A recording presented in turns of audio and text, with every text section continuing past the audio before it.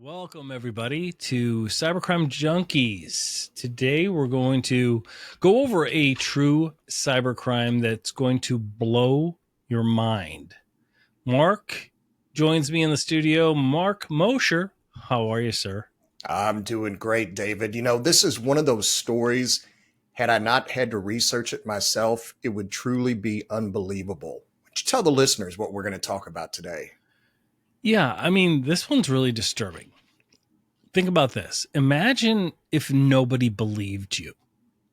Nobody believed who you are. Nobody.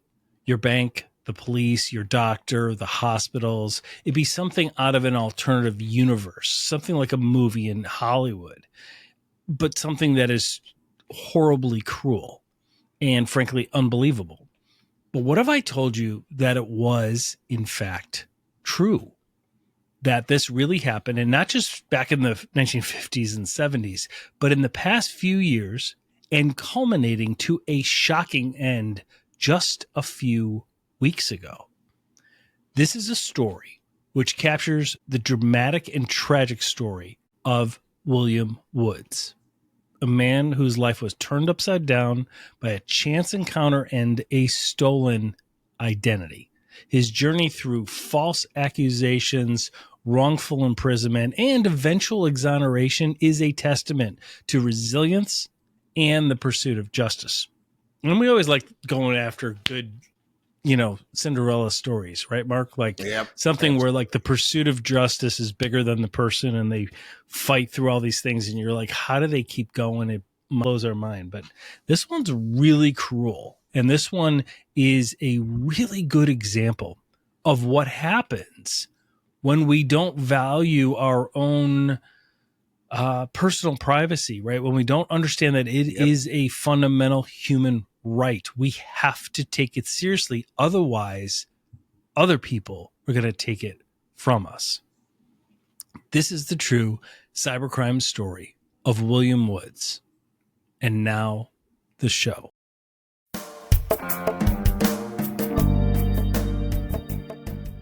Come join us as we go behind the scenes of today's most notorious cybercrime. Every time we get online, we enter their world. So we provide true storytelling to raise awareness, interviewing global leaders making an impact and improving our world, translating cybersecurity into everyday language that's practical and easy to understand. We appreciate you making this an award-winning podcast by downloading our episodes on Apple and Spotify and subscribing to our YouTube channel. This is Cybercrime Junkies, and now the show.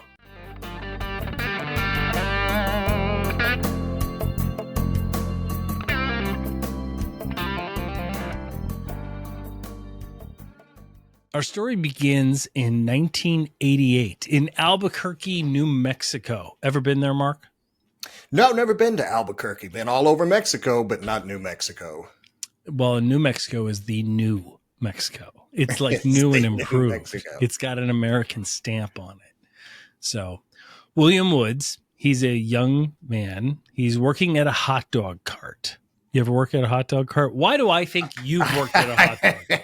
As a matter of fact, yes, I have worked at a hot dog cart.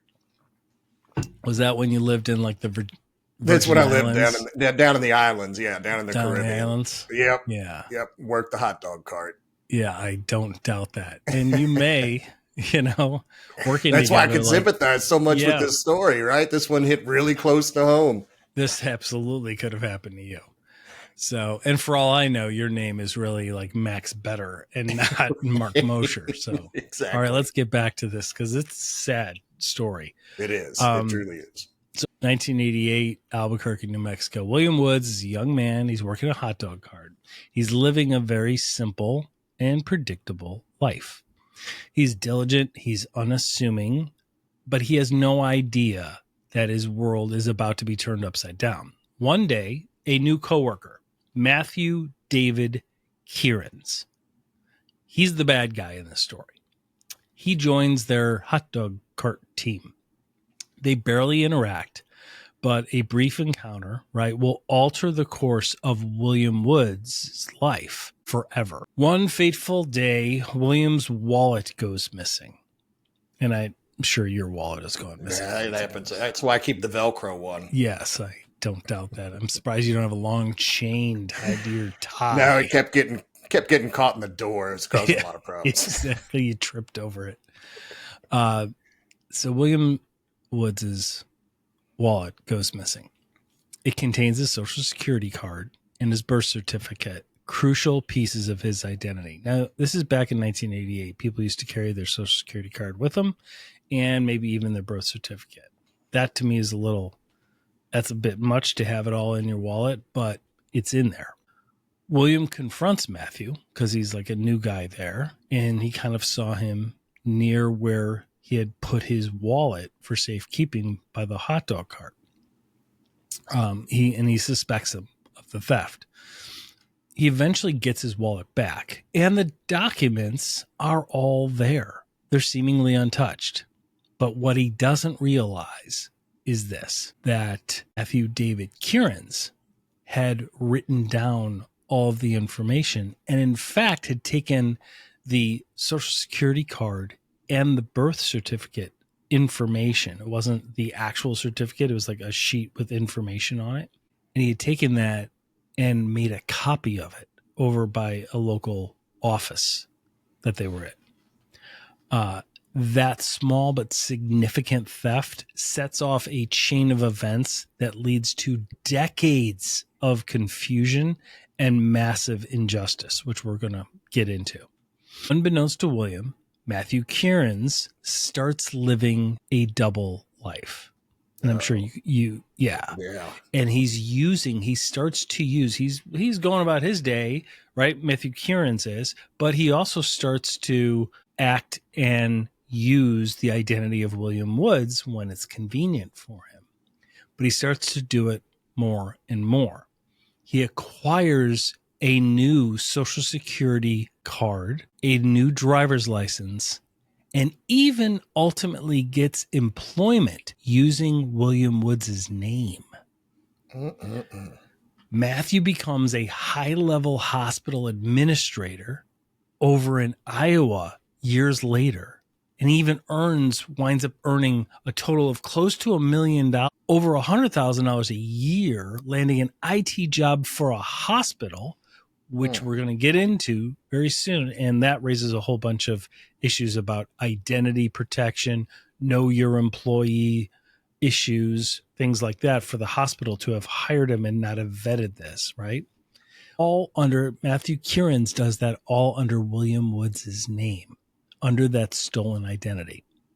Meanwhile, the real William Woods is struggling.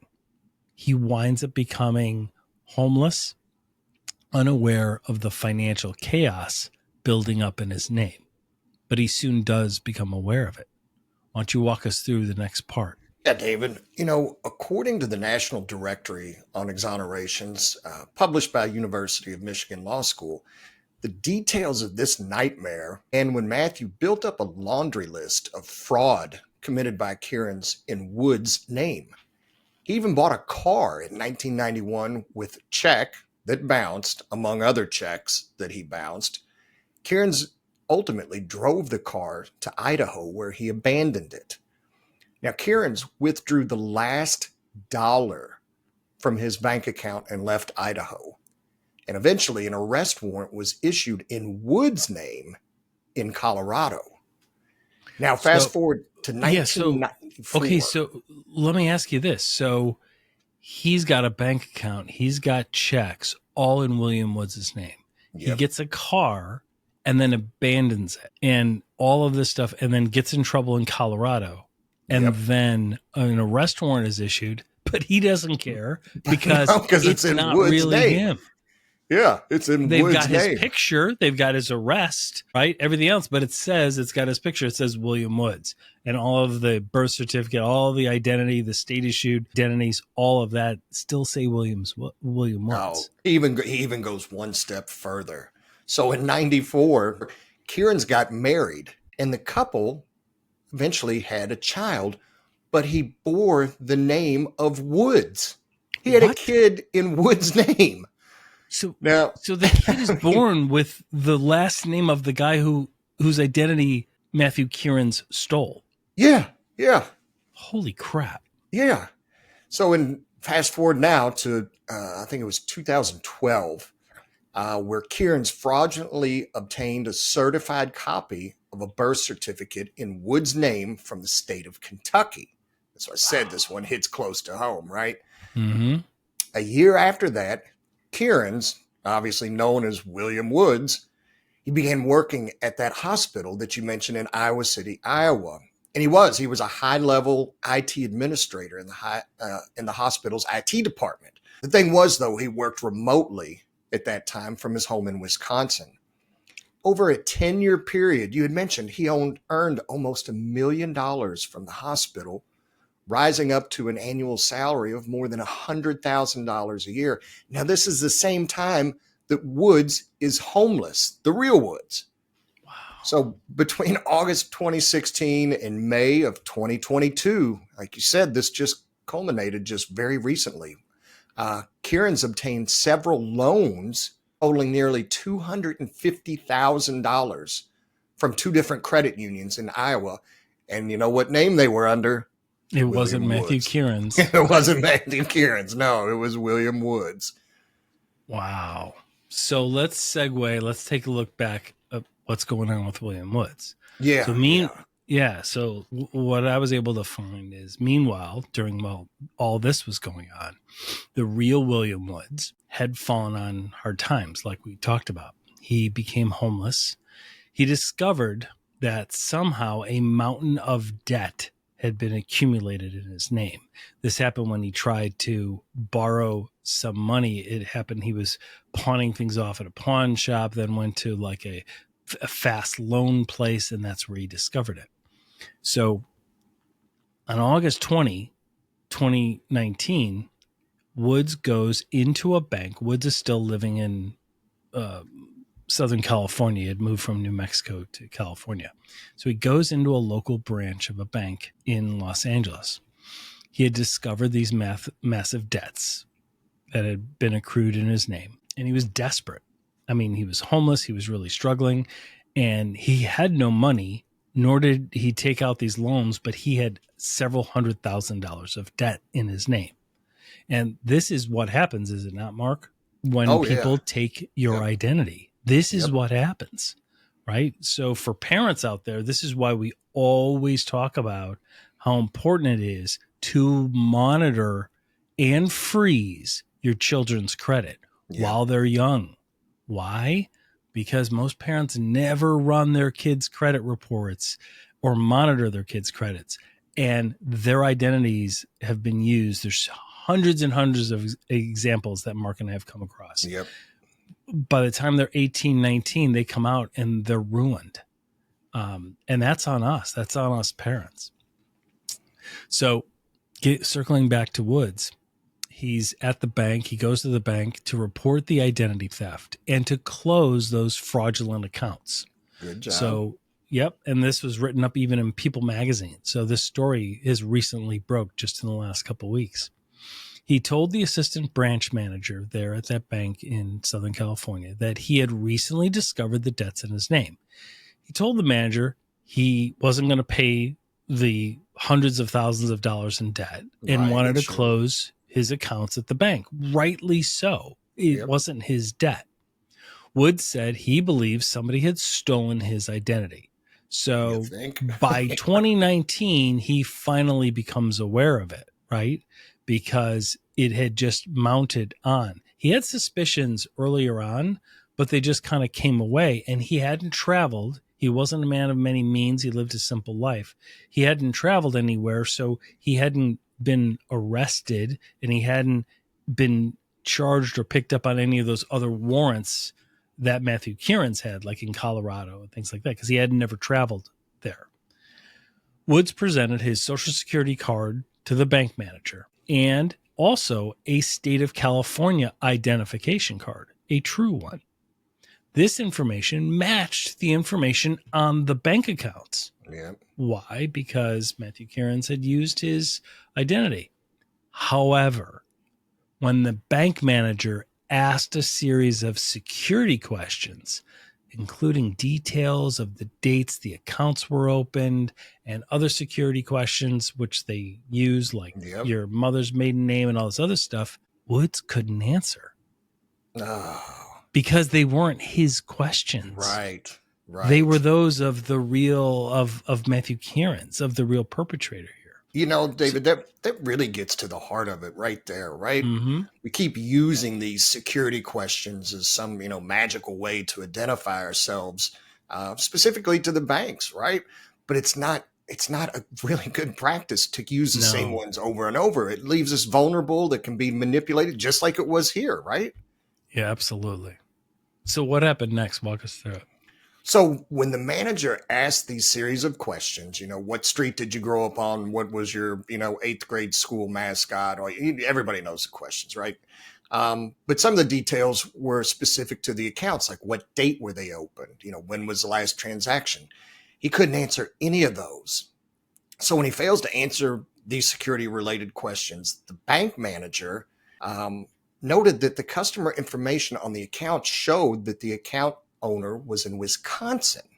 That's where Matthew Kieran's was. Yes. So he contacts the number listed on the account, right? Good move. It's Matthew Kieran's number. So Matthew's posing as William. He convinced the bank he meant Kieran's is the real William Woods and claims the real William is an imposter. So he's convincing the branch manager over the phone, no, I'm me. The guy standing in front of you is an imposter. Yeah, and he goes, "Ask me a security question. I can tell you when I can tell you when I open yes, the bank he accounts. Was able to answer. I can tell you what I bought. This is me. I don't know who this guy is." And the other issue is this. Here's the other play here, right? And none of the reports that we found talked about it, but it's about bias, right? It's about human bias and confirmation bias in a sense, right? Yep. We believe the IT person that works at a hospital. We don't believe the guy who walks into the homeless bank. hot dog cart guy. Yeah. Right? Right. So this poor guy. So the bank, being convinced that who they spoke to on the phone was the real Woods, turns around and calls the Los Angeles Police Department. They called the cops on the guy. So LAPD officers spoke with Kieran's on the phone, who stated he lived in Wisconsin and did not give anyone in California permission to access his bank accounts. He actually faxed the LAPD a series of phony identification documents. Those are crimes in and of itself. This guy has no boundaries. That's additional crimes that he's doing. Yeah. And the LAPD looked at him and turned around and arrested William Woods on 2 felony charges. Oh my gosh. Like it went from really bad to really worse. That's horrible. I know. That's why I said it's almost not believable. And it's not funny. It's really sad, but it's just, it's so bad. So Williams is arrested, charged with identity theft, I guess for stealing his own identity. The very crime committed against him, right? He insists he's a real William Woods. No one believes him. The courts even label him as mentally incompetent. What? The cops didn't believe him. The bank manager didn't believe him. The courts don't believe him. And now they're going to commit him to a psychiatric facility where he's forcibly medicated. Are you kidding? That's what I said. This is almost unbelievable. But this happened to this poor guy. 175 days. He's trapped in this legal and psychological nightmare, and he's unable to prove his true identity. Nobody will believe the guy. So he's charged in Kieran's name, held without bail at the Los Angeles County Jail. No bail, right? Unbelievable. And the guy's got no money anyways, but right. So he's in the ensuing months that come, Kieran's contacted the LAPD and the LA District Attorney numerous times requesting updates on the arrest of the real William Woods and where they stood in the victim's prosecution. Think of the gall here. He stole his identity. He racked up a bunch of debt, never had to pay it back. He got a good job. He's making good money. all in this guy's name. And while they're prosecuting him, he's like, you better be, well, what are you guys doing? You better be going after this guy, feed him, you better loop him up on more medication. He must be, the real William Woods must have been so depressed, so just mind-boggling, bewildered about the legal system. Right? Yeah. So I mean, what else happens? Walk us through. So the California state court. So as he's going through, he's stuck in this appeal and proceedings and prosecution. A California state judge, he ultimately found that the real William Woods, the victim, was not mentally competent to stand trial and ordered him to be committed to the California Mental Hospital. God. And they've continued the forced medication with psychotropic drugs during his stay at the psych ward. Yes. Yeah. So it moved forward to, I think it's around March 2021, right? Okay. So like you said, this around in the legal system. Yeah. Oh yeah. He's in there. You said 575 days. So it's more than a year. It's winding around through the legal system the entire time he's in jail. And then at a mental institution, and then forcibly fed psychotropic drugs. Yeah. So he eventually pled no contest to the 2 felony charges in exchange for they gave him time served, sentence, and immediate release from custody. So he got out, but he had to plead no contest to 2 felony charges he didn't commit. So in total, the real William Woods, I think he spent a total of 428 days in the county jail and like 147 days in a mental hospital as a result of Kieran's false reports to the LAPD and the LA district attorney. The state court also ordered the real William Woods, the victim, to use only their true name, Matthew Kieran's, in the future. Wait a minute. So they flipped the name. Other guy's name. So they said there's a court order that you found that says, and by the way, real William Woods, you're not allowed to use the name William Woods. You must go by Matthew Kieran's. Moving forward. There's a court order that says that. Yeah. All of this is what happens when somebody gets your identity, because this literally just happened. Yeah. Holy crap. Okay. So after he got released from jail and out of the hospital, the real William Woods, the victim, he made numerous attempts to regain his identity, right? To get his identity back. And for his part, Kieran's continued to make false reports and statements to law enforcement officials in Wisconsin and California. He continued to do it, where he's living freely, maintaining his false identity, right? It's only when federal authorities in Iowa began investigating some financial irregularities at the hospital where Kieran's worked, that's when the truth started to unravel. See, it's like all cyber perpetrators that we see. It's just never enough, right? Like, I've taken this guy's, I've gotten all this money, I've got this job, I ruined this guy's life. I've borrowed and enjoyed all these material things I didn't even have to pay for. But now I'm going to steal from the hospital too. I'm going to move stuff around, and then they start investigating the hospital, and then some of the stuff starts to unravel. Yeah. So after the real Woods got out, the guy's he's broke. He's really down at the bottom of the barrel. Yeah, he's going to a public library just to use internet, and he keeps searching, trying to find Kieran's. And so he's got no legal team. He's got no army of investigators. It's just him in a public library and legal team, right? Yeah. I wish he would have reached out to us, honestly. We would have helped him. Okay. I got a couple pretty good attorneys. I'd have helped them. Yeah. So anyway, it's the real William Woods. As he's doing these internet searches in this public library in January 2023, right? Not long ago, he learns that Kieran's is employed at that hospital that we mentioned in Iowa City. So he reaches out to the hospital and contacts their security department about Kieran's.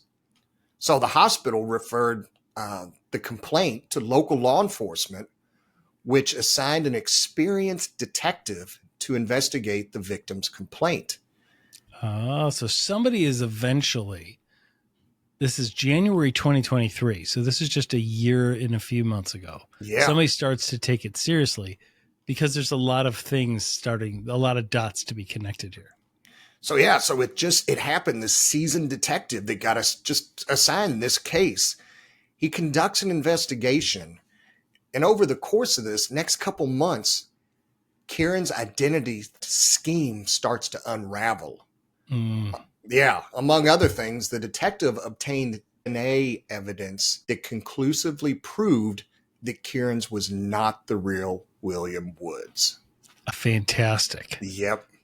Wow. So from what I saw, Matthew David Kieran's, who had been living under the stolen identity of William Donald Woods for over 30 years, he ultimately gets arrested in Heartland, Wisconsin. Thank God. Yes. The arrest took place after a lengthy investigation revealed that Kieran's had used the stolen identity to obtain jobs, loans, and other benefits. On the day of his arrest, authorities didn't need to break down the door. Kieran's didn't put up much of a fight. He was cooperative during the arrest. He wasn't at work, so they went to his home there in Heartland, Wisconsin. And that's where he was working remotely. He had his computer there. They seized all of that, and they also disabled the access to the University of Iowa hospitals and the clinics that he had access to there in his home in Wisconsin. The arrest followed that detailed investigation you talked about, which had been initiated by the real William Woods, and it's unbelievable. After, this case kind of came to light, it gained a lot of attention, didn't it, Mark? I mean, yeah. It all kind of came about when Woods ultimately contacted the hospital himself, and he reached out to their compliance office and their security office. And that's how they turned it over ultimately to that experienced detective you mentioned. The DNA evidence is really key. And that DNA evidence would not have been available in the early 90s. So it was available now. So this is something like a cold case because of the resilience of William Woods and I think the fact that because David Kieran's kept hounding William Woods too, it made it worse, and it fed the persistence that William Woods had. It's absolutely unbelievable. So what ultimately happened to all of the conviction, because even though he pled no contest to those felonies, he was still convicted. Right. So he was a convicted felon after all of this. So this is real recent, April of 2024, just a couple months ago. It's like a month and it's like 6 weeks ago. Yeah. I think it was literally like 6 weeks ago. A Los Angeles County Superior Court vacated his conviction back in April of this year. It was Judge Ryan. He acknowledged the whole thing, right? This bizarre and tragic nature of this case. And so William was finally exonerated, but the years of lost freedom, loss of dignity, the mental anguish, I mean, that can't be undone. No. So he returns to a world that moved on without him, kind of grappling with the scars of this and the mental anguish of this whole ordeal. And after his conviction was vacated just a couple weeks ago, William Woods, he began, trying to rebuild his life over this period, even before it was vacated. But the Los Angeles County completely dismissed it.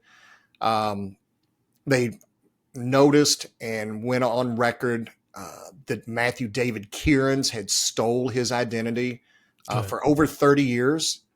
And he pleaded guilty to federal charges of identity theft, making false statements.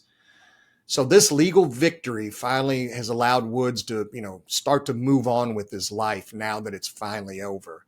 And as of the research, where's William Woods today? I think, well, as of a couple weeks ago, he's in El Paso. Okay. He doesn't have, there was no reported current employer, but I was able to ascertain, yeah, he's in El Paso. There's no public record of him securing a job since his exoneration in April. But we do know he is in El Paso and wish him the best. However, he's taken steps towards seeking justice. He's trying to seek compensation for the hardship he endured. My hat's Well, off he to him on should. that. I mean, this is a phenomenal lawsuit because this is not like some whiplash case where you're trying to get $1 million. This isn't an ambulance chase. This is a legit suit. You have a fundamental human right to your identity. Well, yeah, he's not only has intentions of filing the lawsuit against Kieran's, but he's the other parties involved with his wrongful arrest, his incarceration, his forced medication. Man, that's not a good look. So he's planning to go after everybody on this one. And his public statements very recently here indicate the desire to hold those people. He wants them held accountable for the impact that they had on his life. Good. Well, the system failed him. The court system failed him. The medical system failed him. I mean, when he was forced to the hospital and given psychotropic drugs, you would think they would have done a DNA test or something, because the whole time he's sitting there saying, this isn't me. This isn't me. This isn't me. Why would somebody not have taken a step to prove medically, like the detective did over in Iowa, right? Why would the California healthcare system, which was court ordered upon him, not even have done that? It raises so many questions. Yeah, even after all this trauma, based on some of the statements he's made, it sounds like he finds a sense of vindication, now that his name's been cleared. And I think there's some poetic justice that he finds in the fact that it drew such significant media attention, right? To highlight these flaws in the justice system and the impact that identity theft can have on people. Absolutely.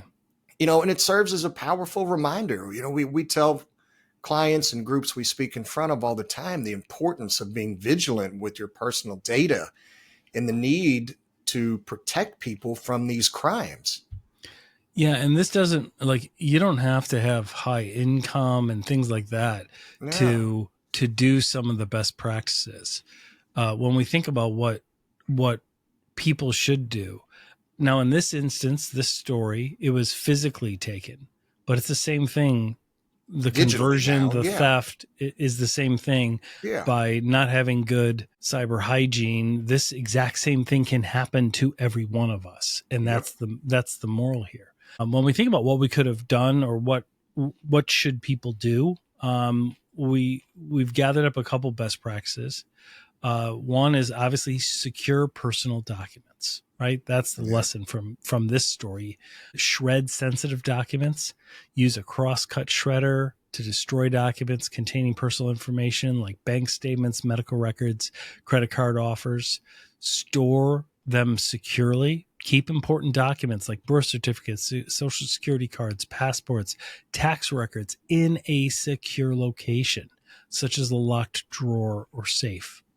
And we always talk about this, right, Mark? You've got to monitor financial activity. You've got to freeze your credit. You've got to freeze your children's credit. It's free to do. Even if your credit score is a 7 like mine, you still got to monitor it. Mark freezes his credit, even though nobody wants his credit. It is really important. I'm kidding. But look, it's really important. Everybody should freeze the credit. We have all the links for you to do it. There's 3 bureaus that you contact. The forms are linked in our take-home resources right on our website. It's right by our media kit, and it's right by the public service initiative that we run at cybercrimejunkies.com. Go check those out. We'll show you ways to monitor all of your financial activity. Regularly check your credit reports. Review your credit reports at least annually, once a year. It's free to do. You get 1 free credit pull a year, and it's not going to hurt your credit. So it won't bring you from a 7 to a 6, Mark. That way it ensures, look, there's no unauthorized charges on there, right? Right. because had he been doing this, he might have been able to find it earlier in the 90s. Set up the alerts. They enable account alerts on your bank, on your credit card accounts to receive notifications of suspicious activity. Obviously, we've talked about this for decades, man. Use strong passwords and multi-factor authentication. Yep. Create strong passwords, right? And create more than one. Like years ago, when you and I used to talk about this, we would be like, everybody's got to get a better password. And then we would go back and do those same sessions to some of the same people. And they'd be like, buddy, I took your advice. I got me a really strong password. I I use use it it for on every website everything. I go to. Yeah. Everything I log into, Not I use that what same we're password. saying. Yeah. Not the message. like our message hadn't resonated. You can never, more importantly than anything else, don't reuse passwords. Use a password manager, use an algorithm. It's all in the take home resources. Just go to the site, download it. There's no cost to any of this stuff. It's Right, right right. there. We've literally put it all together for everybody. All of this that we're reviewing is right there for you to use, and the links Absolutely. to do it. Yep. Enable multi-factor authentication. You can do that on social media. You can do that on your Gmail accounts. Always verify, because then there's no way for somebody to, unless they use other methods, right?